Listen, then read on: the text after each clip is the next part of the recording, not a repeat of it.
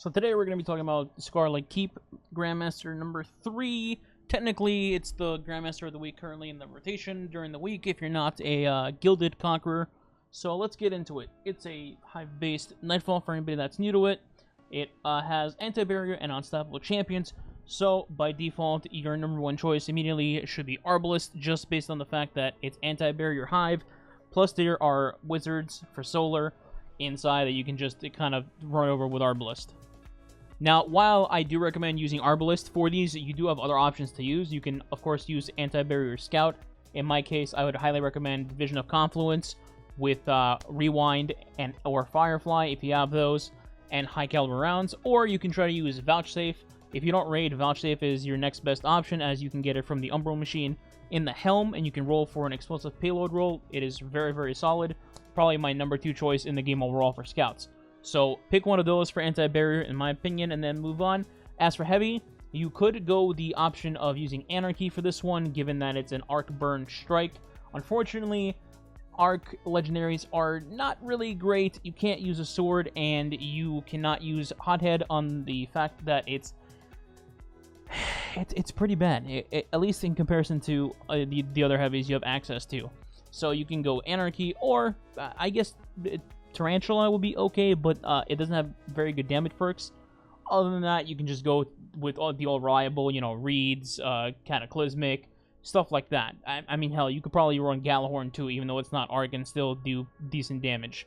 Warcliffe is also alright. It's not the greatest thing in the world, but it is an Arc rocket launcher, so just keep those in mind. And then for your other weapon, you could use Aggers, you could use, like I mentioned, Arbalest, you could use Succession. If you want to switch it up, you can use an Azume in your energy slot and then run something like Night Watch in your primary. It's up to you. There's many loadouts you could use. This strike is not that bad, at least in my opinion. It is long, I will give you that, but I don't think it's that bad difficulty-wise overall. So let's move on. The beginning of the strike is pretty standard, and to be completely honest, fairly boring from a guide perspective. It's honestly just walk forward, kill the Hive, kill the champion, walk forward, then you get to the part where you're split up and there's a relic on the left and a relic on the right.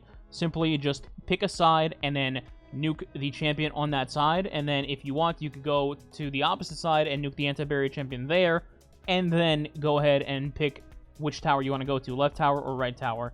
Just stay together and team shot the barrier champions.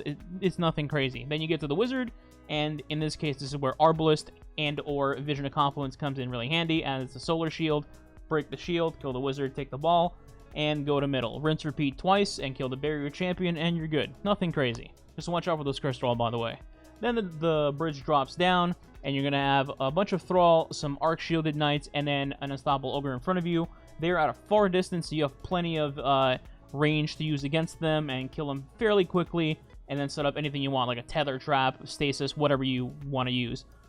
Stun the champion, kill it from a range, don't try to finish it, it's really not worth it in this position, and then just clear the odds and keep going. Eventually you're going to hit 2 wizards on the bridge, 1 wizard on the left, 1 on the right in the air, solar shields, so again, vision's really good, or Arbalest, spank them, move on, kill the Shrieker in front of you, kill the rest of the trash mobs, and go forward. Then you will eventually hit the Playroom. So for the Playroom, there's 2 things that trigger adds.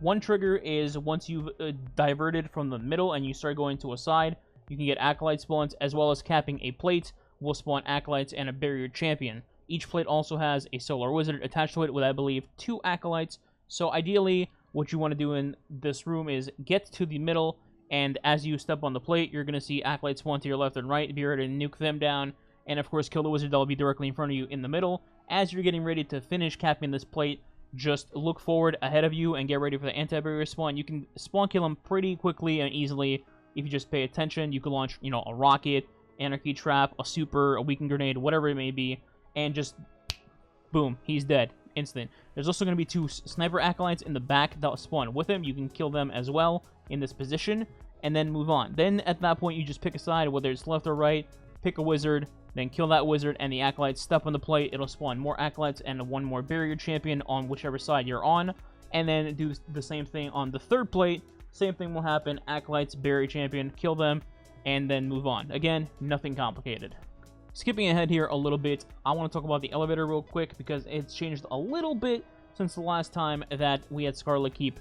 as a GM. So first off, the elevator trick no longer works. If you don't know what trick I was talking about, it's the one where you would clear a floor, and then as the elevator is moving up, you would drop down, and then it would say joining allies. And what this would do is the joining allies function would actually teleport you upward above your teammates, and you would spawn in the next section ahead of the elevator actually arriving. So it was kind of like a little time skip. Nothing absurd, but that's what people typically did. This also kind of avoided finding some ads, but not really. Anyway, moving on.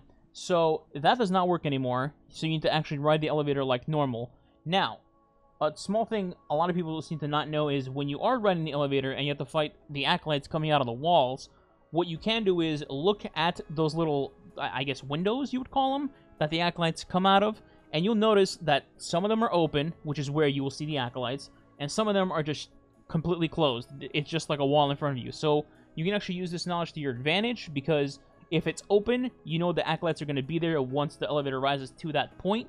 So what you would do is you would go behind one of the 3 little barricades that's on the elevator, and depending on the location of where the windows are open, you would go opposite of that, and you would have the most cover there. So it's always going to have 2 barricades are not going to have good cover, and then one of them will.